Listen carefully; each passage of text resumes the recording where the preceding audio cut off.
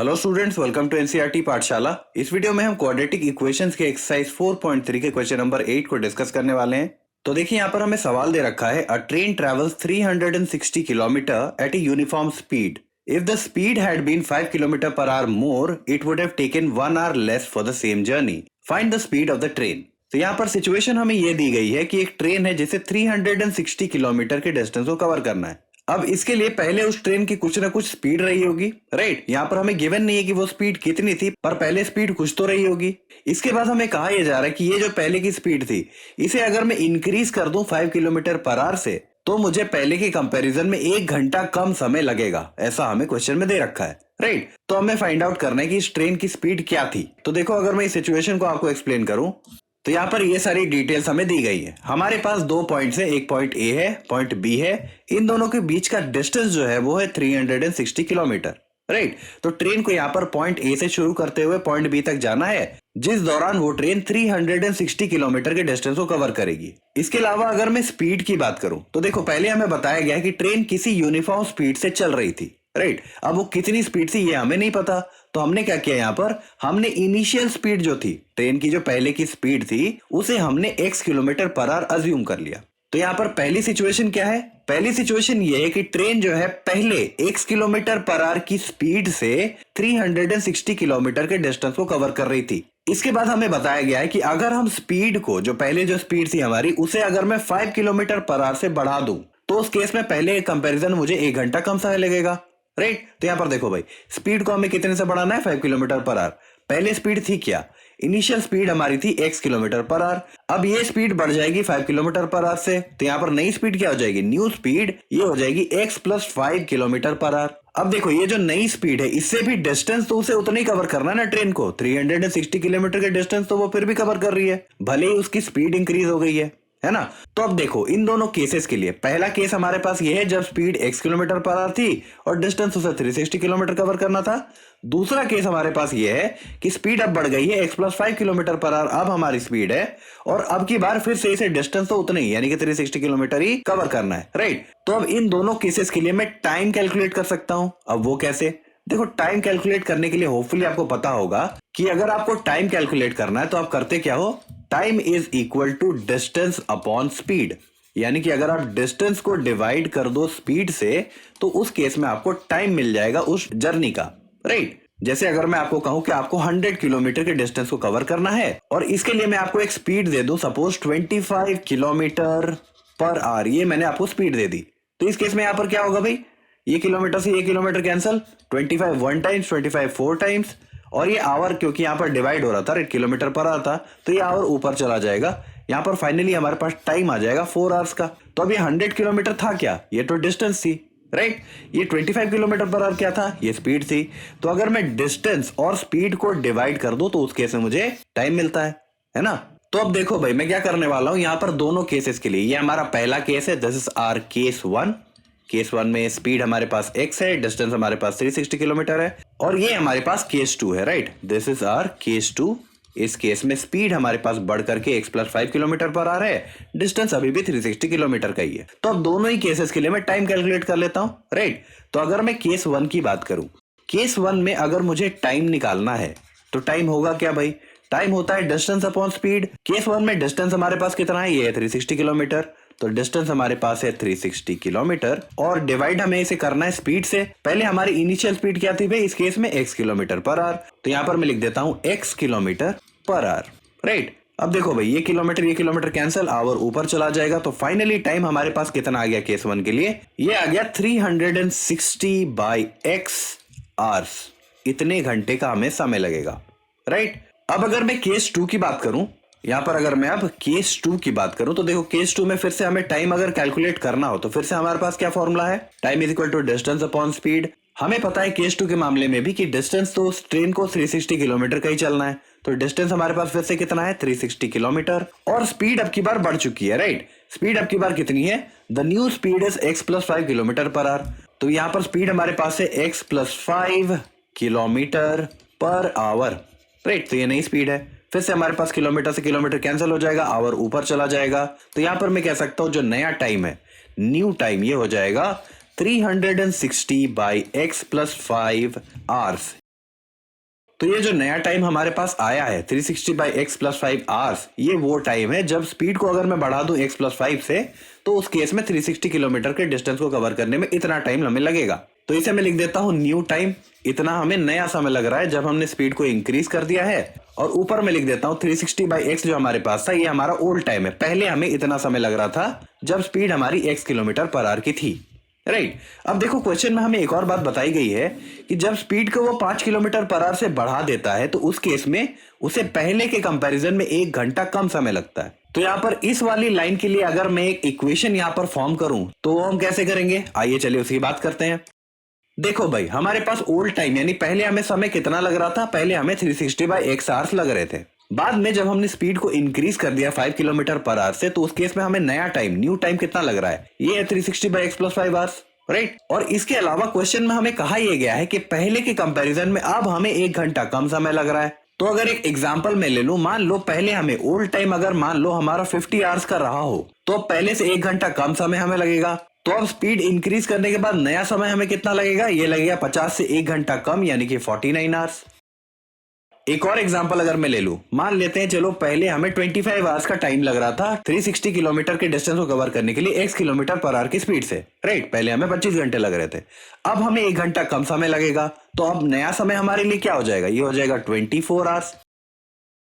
Right तो ये हमारा नया समय हो जाएगा। अब इन दोनों ही एग्जांपल्स में अगर आप गौर से देखो कि अगर मैं पहले के टाइम से, इनिशियल जो हमारा टाइम था, ओल्ड जो हमारा टाइम था, उससे अगर मैं न्यू टाइम को, नए समय को घटा दूं, तो हमारे पास वैल्यू कितनी आएगी भाई, ये आएगा 1 आवर के बराबर। सिमिलरली अगर मैं दूसरे एग्जांपल में भी यही चीज करूं, तो यहां पर देखो पहले हमारे पास टाइम कितना लग रहा था 25 आवर्स, नया समय हमें कितना लग रहा है 24 आवर्स, और इसे भी घटाने पर हमारे पास कितना आ जाएगा, 1 आ जाएगा। और ये इसलिए आ रहा है क्योंकि हमें क्वेश्चन में दे रखा है कि पहले के कंपैरिजन में अब ट्रेन को 1 घंटा कम समय लग रहा है। तो अगर मैं डिफरेंस निकाल दूं तो 1 घंटे का डिफरेंस तो आएगा ही ना भाई। वही हमने यहाँ पर 2 एग्जांपल्स की मदद से समझा। अब अगर इसी कॉन्सेप्ट को मैं इन एग्जांपल्स के बजाय ये जो हमारे इक्वेशंस थे इनमें अप्लाई कर दूं, हमारा जो ओल्ड टाइम था यानी कि 360 बाई एक्स आवर्स और जो हमारा नया समय है 360 बाई एक्स प्लस 5 आवर्स, इन दोनों के डिफरेंस पर भी तो 1 घंटे का समय आना चाहिए। राइट जैसे हमने पहले के एग्जांपल्स में समझा। तो यहां पर मैं लिख सकता हूं कि अगर पहले का टाइम हमारे पास है 360 बाई एक्स आवर्स, ये हमारा पहले का टाइम था, this is our old time, यहां हमने लिख रखा है। इससे अगर मैं सब्ट्रैक्ट कर दूं न्यू टाइम, ये हमारे पास है 360 बाई एक्स प्लस 5 आवर्स, तो इस केस में डिफरेंस आएगा कितना भाई, 1 के बराबर आएगा, 1 घंटे के बराबर आएगा। अब आइए इस इक्वेशन को हम सॉल्व करते हैं, इससे हमारे पास एक क्वाड्रेटिक इक्वेशन बनेगी। तो इसे सॉल्व करने के लिए सबसे पहले मैं क्या करता हूं, 360 को मैं कॉमन ले लेता हूं। ऐसा करने से यहां पर ये इक्वेशन सिंप्लीफाई हो जाएगी, हमारी कैलकुलेशन थोड़ी सी इजियर हो जाएगी। राइट तो देखो भाई, यहां से 360 बाहर जा चुका है, अंदर क्या बचेगा 1 बाई एक्स, माइनस 360 यहां से भी बाहर जा चुका है, अंदर बचेगा 1 by x plus 5, this is equal to 1। अब देखो भाई 360 यहां पर मल्टीप्लाई हो रहा है ना, यहां पर तो प्रोडक्ट हो रहा है 360 का। अब अगर मैं 360 को आरएचएस पर भेजूं तो देखो हमारे पास क्या होगा, एलएचएस पर हमारे पास है 1 by x minus 1 by x plus 5 और दिस इज इक्वल टू 1। क्योंकि यहां पर 360 मल्टीप्लाई हो रहा था तो आरएचएस पर जाकर के वो डिवाइड हो जाएगा, तो यहां पर 1 बाई 360 हमारे पास आ जाएगा। राइट फर्दर देखो अब हम क्या कर सकते हैं, अब हम यहां पर एलएचएस पर एलसीएम ले सकते हैं। तो यहां पर अगर मैं इन दो टर्म्स को देखूं, पहला टर्म हमारे पास है x, दूसरा टर्म है x प्लस 5। क्योंकि इन दोनों में वेरिएबल हमारे पास x है जिसकी वैल्यू हमें फिलहाल पता नहीं है, तो इसके एलसीएम को मैं क्या अज्यूम कर लूंगा, इन दो टर्म्स के प्रोडक्ट को ही मैं एलसीएम अज्यूम कर लूंगा। तो देखो भाई यहां पर अगर मैं एलएचएस की बात करूं तो एलसीएम हमारे पास क्या हो जाएगा, इन दो टर्म्स का यानी कि x और x प्लस 5, इन दो टर्म्स का प्रोडक्ट ही हमारा एलसीएम हो जाएगा। फर्दर देखो यहाँ पर x कॉमन है तो x प्लस 5 मल्टीप्लाई होगा 1 के साथ, x प्लस 5 इंटू 1 ये कितना हो जाएगा, ये हो जाएगा x plus 5 minus x plus 5 अब की बार कॉमन है तो x मल्टीप्लाई होगा 1 के साथ, x इंटू 1 हो जाएगा x। Right this is equal to 1 upon 360। इसके बाद देखो plus x minus x cancel, तो यहाँ पर फाइनली वैल्यू हमारे पास क्या आ रही है फिलहाल 5 डिवाइडेड अपॉन, यहाँ पर हम मल्टीप्लाई कर सकते हैं इन दो टर्म्स को, तो x इंटू एक्स कितना हो जाएगा, ये हो जाएगा एक्स स्क्वायर, और x इंटू प्लस 5 कितना हो जाएगा, ये हो जाएगा plus 5x। This is equal to 1 upon 360। अब हमें क्रॉस मल्टीप्लाई करने की जरूरत है। राइट तो 5 मल्टीप्लाई होगा 360 के साथ, और ये वाला जो टर्म है एक्स स्क्वायर प्लस 5x ये मल्टीप्लाई होगा 1 के साथ। तो एक्स स्क्वायर प्लस 5x को अगर मैं 1 से मल्टीप्लाई करूं तो ये हो जाएगा एक्स स्क्वायर प्लस 5x, क्योंकि किसी भी नंबर को अगर आप 1 से मल्टीप्लाई करो तो आपके पास वही नंबर वापस आ जाता है। This is equal to 5 into 360 कितना हो जाएगा, ये हो जाएगा 1800 के बराबर। अब मैं 1800 को एलएचएस पर ले जाता हूं, तो यहाँ पर हमारे पास आ जाएगा एक्स स्क्वायर प्लस 5x और 1800 एलएचएस पर आकर के हो जाएगा minus 1800, right, this is equal to 0। अब देखो यहाँ पर हमारे पास एक क्वाड्रेटिक इक्वेशन बन चुकी है, इसे हम सॉल्व करेंगे तो हमारे पास दो रूट्स आएंगे। तो देखो इसे सॉल्व करने के लिए हमें क्या करना पड़ेगा, पहले और तीसरे टर्म को हमें पहले मल्टीप्लाई करना है। इन दोनों को मल्टीप्लाई करने पर हमारे पास वैल्यू आ जाएगी माइनस 1800 एक्स स्क्वायर के बराबर। अब हमें इस टर्म को ऐसे दो नंबर्स में स्प्लिट करना है, ऐसे दो टर्म्स में स्प्लिट करना है जिन्हें ऐड करने पर प्लस 5x आ जाए और मल्टीप्लाई करने पर माइनस 1800 एक्स स्क्वायर आ जाए। तो यहाँ पर ऐसे दो नंबर्स में सोच सकता हूं, पहले नंबर को मान लो अगर मैं 45x ले लूं, राइट, और दूसरे नंबर को अगर मैं माइनस 40x ले लूं, तो देखो भाई 45x से अगर आप 40x सब्ट्रैक्ट कर दोगे तो उस केस में आपके पास कितनी वैल्यू आ जाएगी, 5x आ जाएगा। और 45x और माइनस 40x को अगर आप मल्टीप्लाई करो तो आपके पास वैल्यू कितनी आएगी, तब आपके पास माइनस 1800 एक्स स्क्वायर आ जाएगा। तो ये हमारी मिडिल टर्म स्प्लिट की वैल्यू हो जाएगी, यानी कि 5x की जगह पर हम इस चीज को 45x माइनस 40x को लिख सकते हैं। तो आइए वैसे ही करते हैं, यहाँ पर हमारे पास हो जाएगा एक्स स्क्वायर प्लस 5x की जगह पर हम लिख रहे हैं इस वैल्यू को, यानी कि 45x माइनस 40x और इसके बाद हमारे पास है minus 1800, this is equal to 0। अब हम पहले दो टर्म से x कॉमन ले सकते हैं, तो जैसे ही हम x कॉमन लेंगे तो यहाँ पर अंदर क्या बचेगा, एक्स स्क्वायर से x बाहर जा चुका, अंदर बचा x प्लस 45x से x बाहर जा चुका, अंदर बचा 45। और अगर हम दूसरे दो टर्म से माइनस 40 कॉमन ले लें तो देखो क्या बचेगा, अंदर माइनस 40 बाहर जा चुका, अंदर बचा x और यहाँ पर फर्दर क्या हो जाएगा, प्लस 45 हो जाएगा। और ऐसा इसलिए क्योंकि देखो भाई यहाँ पर माइनस है, यहाँ पर प्लस है, इन दोनों को मल्टीप्लाई करने पर ही तो यहाँ पर माइनस आएगा, राइट। यहाँ पर अंदर अगर मैं फिर से माइनस ही ले लूं तो माइनस माइनस का प्रोडक्ट माइनस थोड़ी आएगा, वो तो प्लस हो जाएगा। तो इस कारण से हमें यहाँ पर अंदर ब्रैकेट के भीतर यहाँ पर हमें प्लस लेना पड़ेगा, राइट। अब देखो भाई इसके बाद हम क्या करेंगे, हम इसके बाद x प्लस 45 कॉमन ले लेंगे। तो x प्लस 45 को जैसे ही हम कॉमन ले लेंगे तो x प्लस 45 बाहर जा चुका है, अंदर बचा x प्लस 45 बाहर जा चुका है, अंदर बचा minus 40, this is equal to 0, right. अब देखो इसके बाद हमें पता है कि यहाँ पर दो टर्म्स को मल्टीप्लाई करने पर 0 आ रहा है, तो ऐसा तभी हो सकता है जब इन दोनों में से कोई एक या फिर दोनों के दोनों 0 के बराबर हो। तो अब हम क्या करेंगे, हम दोनों को इंडिविजुअली 0 के बराबर अज्यूम करेंगे, उससे हमारे पास दो रूट्स आएंगी। तो अगर मैं पहले टर्म यानी कि x प्लस 45 को अगर 0 से इक्वेट कर दूं तो यहाँ पर देखो क्या होगा, प्लस 45 RHS पर जाकर क्या हो जाएगा, ये हो जाएगा x is equal to minus 45, ये हमारा पहला रूट आ गया। और अगर मैं दूसरे टर्म यानी कि x माइनस 40 को 0 से इक्वेट करूं तो देखो हमारे पास क्या आएगा, माइनस 40 RHS पर जाकर क्या हो जाएगा, यहाँ पर हमारे पास आ जाएगा x is equal two plus 40, minus 40 RHS पर जाकर के प्लस 40 हो जाएगा, राइट। तो x की दो वैल्यूज हमारे पास आई है, एक है माइनस 45, एक है 40। आइए इसे हम वेरीफाई करते हैं। तो देखो भाई यहाँ पर अगर मैं लिख दूं x हमारे पास आया क्या, पहली वैल्यू हमारे पास थी माइनस 45 और दूसरी वैल्यू हमारे पास थी 40। अब इन दोनों में से कौन सा सही है, इसे जानने के लिए हमें पहले ये पता करना है कि x हमारे पास था क्या। x हमारी इनिशियल स्पीड थी, राइट। यहाँ पर आप देख सकते हो केस 1 में हमने इनिशियल स्पीड को ले रखा था x किलोमीटर पर आवर, और यहाँ पर x क्योंकि स्पीड है और स्पीड कभी नेगेटिव हो नहीं सकती, इसीलिए हम x को माइनस 45 तो ले नहीं सकते, ये वाली वैल्यू हमारी डिस्कार्ड हो जाएगी। और इस वजह से x की वैल्यू हम क्या लेंगे, ये हम लेंगे प्लस 40 के बराबर, राइट। तो अब देखो भाई इनिशियल स्पीड हमारे पास x थी और x की वैल्यू को हमने अभी अभी कैलकुलेट किया, ये हमारे पास 40 है।